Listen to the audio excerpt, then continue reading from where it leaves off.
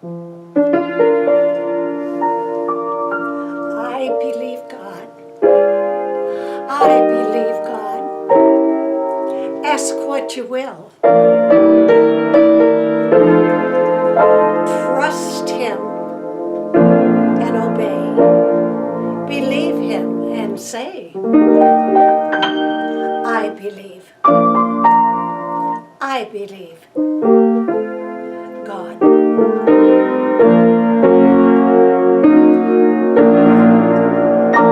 Ruth Ann Polston, it's wonderful to see you tonight. See you. You see me, so what you see is what you get. Do you have any heroes? I have a lot of them, but a lot of them are Bible heroes, and I'm quite a student of the Bible, so I love, because I learn. I learn what not to do and what to do. I learn what works and I learn what doesn't work, and so it makes me pretty contented. But I'd like to talk to you about two of my heroes tonight. Their names are Caleb and Joshua.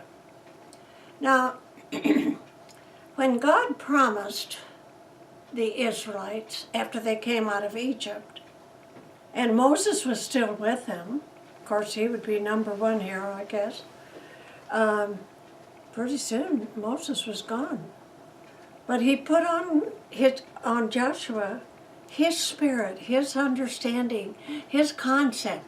So now here's two more heroes, but they have the same spirit that that Moses had. So it was their job to take the Israelites into their promised land. Well, what's your promised land? Well, you say, it's heaven, of course. Yeah, that's true. But the same principles apply to our heroes today as apply to us and our promised land. I like what was said about Abraham. Yeah, God said to Abraham, walk the whole breadth of the land. It's all yours, Abraham. He walked the whole breadth of the land, and then he got to the end and he said, I'm still looking for a city. So no matter what you inherit because of the promises, you're still looking for a city. And I'm looking for the city every day. The older I get, the more I'm looking for it. All right, let's go back to Caleb and Joshua. They were on their way to the promised land, and they were leading the people.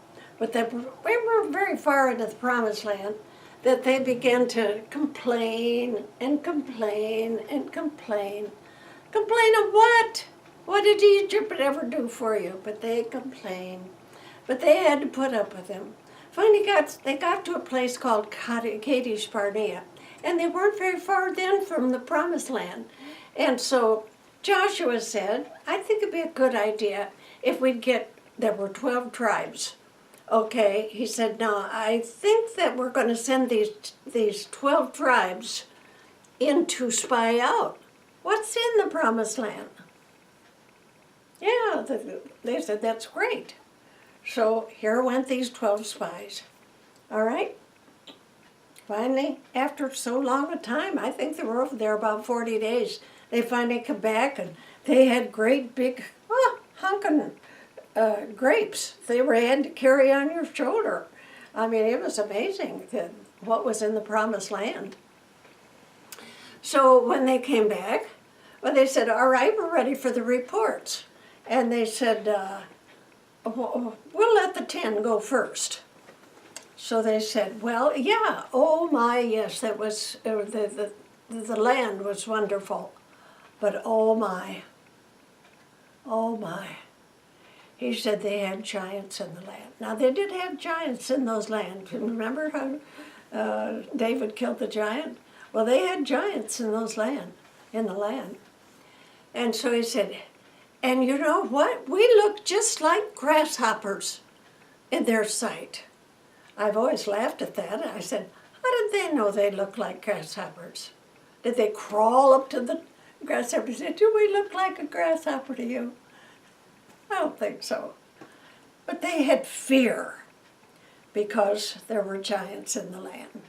So they came back and they said, yeah, it's a beautiful land, but you see, that hid fear.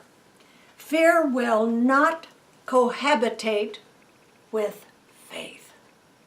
Without faith, it's impossible to please him. So here's Joshua and Caleb, and they came back. They were two of the spies, and they said, hey, wait a minute. Yeah, there are giants in the land. But you know, their idea was that they were bred for us. They weren't afraid of those giants. No, they had come through. They had never had a negative word all the way through. Well, do you know who won? The 10. They put so much fear in 2 million people. Do you know fear is contagious? So is faith. Don't you hope that you're spreading faith into the people that you meet until they feel like, I could believe God for that. I want to live that way. Well, anyway, that set them back. And they said, we don't want to go on. Forget the promised land. And in fact, he said, I think if we stay out in this wilderness, our children will die out here. So you know what they did? They wandered. 40 years. They just beat a path. And they went around and around and around. And God sent them manna. And he brought water out of a rock for them. He did everything for them. But they complained. They found fault. They just were upset. You know what the Bible said? They all died in the wilderness. You know what faith will do? Faith will give you a longer life. It will give you strength. It will give you, it will. It certainly will give you faith while you do live. Anyway, so you know what? Poor old Caleb and Joshua, they had to go that same road. Follow them. They shouldn't go on by themselves. They had to get those people there. You can be in the same circumstances as somebody else. But the Bible uses 2 words. They followed. What were they doing? They had their ear turned. They were following God. They had the map. They had the blueprint. And what it was? Faith. But you know what? The rest of them, the Bible says, 2 words now, faith, they wandered. 2 followed, the rest wandered. You can be in the same circumstances, but your perspective is different. Yeah, you're following while others, maybe all around you, yeah, they're not. They're in fear and they're in repetition and they can't go to a new level. Well, 40 years are up. You know what? Those people all died in the wilderness. You know who lived? They said those children that we had were going to die in the wilderness. They're the ones that went in. They had a lot to learn, but they were good learners. And so they were going to go in. Well, they were right up against the promised land. And so one day, Joshua came out and said, all right, we have 12 tribes. Now every tribe gets a place that's allotted to them. Asher, you go there.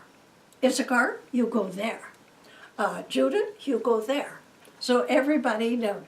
Well, here, our old sturdy Joshua, he stands up and he gets right up in Joshua's faith. He said, you remember? We followed? Yes, I do. He said, how about it, old buddy? I want that mountain. That mountain? Well, that's the mountain where they had giants. He said, there's still bread for us. I want that mountain. Okay, you got it. And so he had 2 daughters. I don't know what their names were. I don't think it gave it. But they had, do you know what? That old Karcher had put so much faith into those girls, into his offspring. I want to do that for my kids. They had put so much faith in it that they said, Papa, there's some springs on that lot that you've inherited. Now, we inherited what you had, right? Right. He said, we want those upper springs. He loved that. He said, you got it. Yeah, he said, there's some springs down here, the nether springs. And he said, they said, we'll take that too. He said, okay, you got it. He loved to see faith in his offspring. And then he thought, you know, I'm going in there to fight the giants because that's the same mountain. So he says, I'm going to just bait the hook a little bit. He said, is there a man out there somewhere, he said, that would go and fight these giants with me? Well, here came old Othniel. And he stepped up and he said, and by the way, they'll get to marry one of my children, or one of my daughters. Well, that was an extra things. Yeah, that was an incentive. So Othniel stepped up and says, I will go. And he said, okay, and here's my daughter. Do you know what Othniel did? He had so much faith that he became the first judge of Israel. He reigned 40 years, and it was a time of complete peace in the land. Do you see how faith works? Where are you in this journey? Are you afraid? Are you afraid? Do you see giants? Or do you see the possibility? Do you see the promised land? Now, our promised land is heaven. You say, well, I'm getting tired. How long am I going to wait? Oh, I tell you, it would be worth the wait. Yeah. And the circumstances aren't very, otherwise, it's impossible to please God unless you do have faith. Let God prompt your faith today. And put it on your children. Put it on everybody you meet. Bring it to your church. Bring it to the people that you associate with, the people that you work with. They said, well, there was one person on their way to the promised land. So I believe God. I believe God. I believe God. Ask what you will, and it shall be done. Trust and obey. Believe Him and say, I believe. I believe.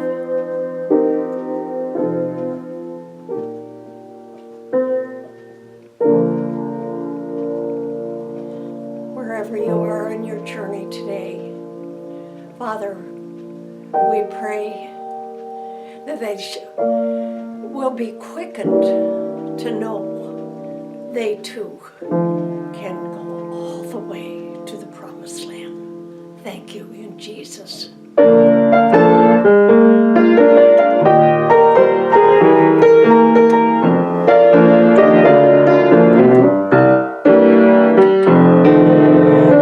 Stand, obey, believe Him and say,